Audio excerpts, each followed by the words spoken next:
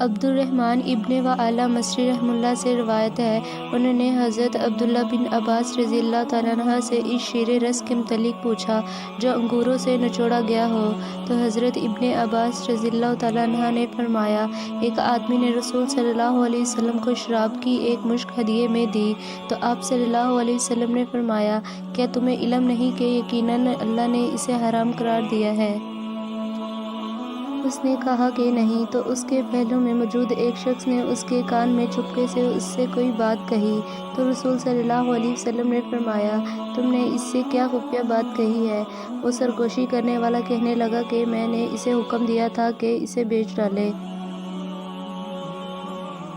تو رسول صلی اللہ علیہ وسلم نے فرمایا، یقیناً وہ ذات جس نے اس کے پینے کو حرام قرار دیا ہے، اس نے اس کی خرید و فروخت کو بھی حرام فرما دیا ہے۔ چنانچہ اس آدمی نے دونوں مشکوزوں کے منہ کھول دیے، یہاں تک کہ ان میں جو کچھ تھا وہ سب بہہ گیا۔